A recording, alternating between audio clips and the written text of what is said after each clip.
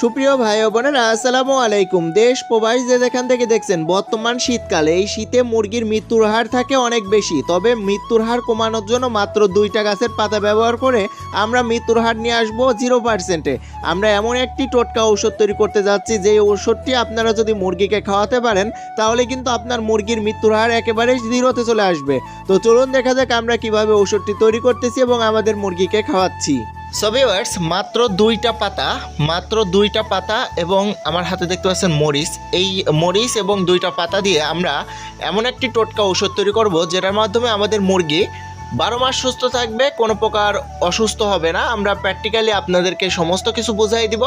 তো অবশ্যই দেখেন, এখানে হচ্ছে আমরা কিন্তু ঔষধ তৈরি করার সমস্ত টোটকা আমরা নিয়ে এখানে হাজির হয়েছি। তো আমি একে একে আপনাদেরকে পরিচয় করাই দিই।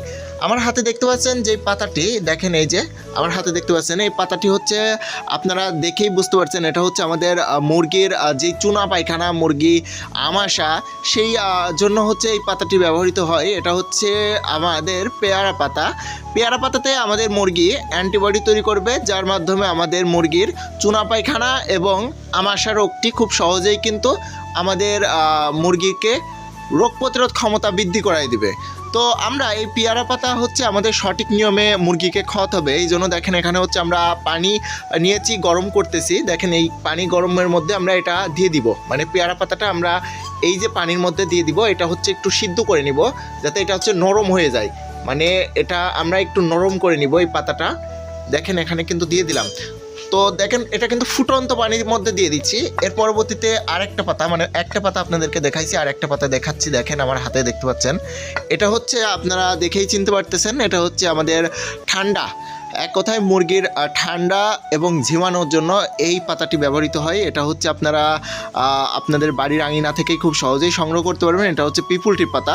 পিপুলটির পাতাতে রয়েছে আমাদের মুরগির অ্যান্টিবডি তৈরি করার সক্ষমতা, যেই অ্যান্টিবডিটি আমাদের মুরগিকে সারা বছর সুস্থ রাখে এবং আমাদের মুরগির ঠান্ডাজনিত যেই সমস্যাগুলো, সেই সমস্যাগুলো খুব সহজেই কিন্তু সারাই তোলে। এক কথায় মুরগি অসুস্থ হয় না। তো দেখেন এই পাতাটা কিন্তু খুবই গুণাগুণ রয়েছে আমাদের মুরগিকে সুস্থ রাখার জন্য। এই পাতাটাও আপনারা খুব সহজেই সংগ্রহ করতে পারবেন আপনার বাড়ির আঙিনা থেকে। তো দেখেন এই 2টা পাতা আমরা মিশ্রিতভাবে এর মধ্যে দিয়ে দিলাম। দেখেন কত সুন্দরভাবে এটা কিন্তু সিদ্ধ হয়ে যাচ্ছে। এক কথায় পাতাগুলো হচ্ছে সিদ্ধ করে নেবেন, এই পাতাটা যাতে মুরগির খেয়ে যাতে দ্রুত হচ্ছে হজম হয়ে যায়, এমনটা আপনারা তৈরি করে নেবেন। এর পরবর্তীতে আর একটা জিনিস থাকে, সেটা হচ্ছে দেখেন আমার হাতে মরিচ। অনেকেই বলতে পারেন যে ভাই মরিচে আবার কি এমন হতে পারে, যে ভাই মরিচ হচ্ছে আমাদের ভিটামিন সি।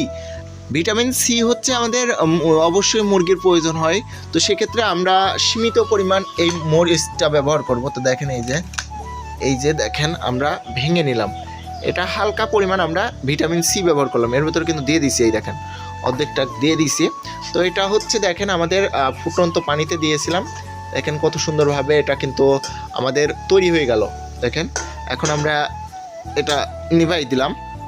এখন আমরা দেখেন এখানে হচ্ছে খাবার নিয়েছি, এই খাবারের মধ্যে এই যে ঔষধটা তৈরি করলাম, এই ওষুধটা আমরা দিয়ে দিব। দেখেন আমরা এখন হচ্ছে নামাই নিব, এই পাত্রের মধ্যে দিয়ে দিব। আপনারাও দিবেন, মানে এক কথায় আমরা যেভাবে তৈরি করতেছি এই টোটকা ঔষধটি, সেভাবেই আপনারা তৈরি করবেন, তাহলে কিন্তু এর ভালো একটা ফলাফল পাবেন। তো দেখেন এই যে এর মধ্যে দিয়ে দিলাম। এর পরবর্তীতে এই যে গরম পানি, এই গরম পানিটুকু আমরা এর মধ্যে দিয়ে দিব। দেখেন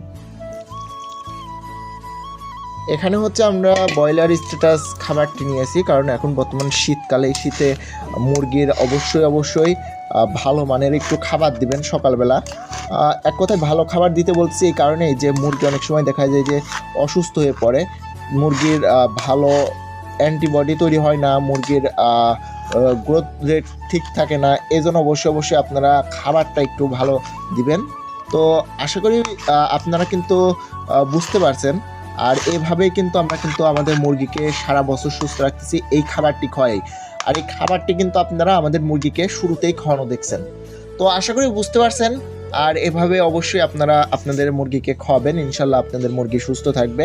তো আজকে পর্যন্ত দেখা হচ্ছে পরবর্তী এক ভিডিওতে। ততক্ষণ ভালো থাকবেন, সুস্থ থাকবেন। আল্লাহ হাফেজ।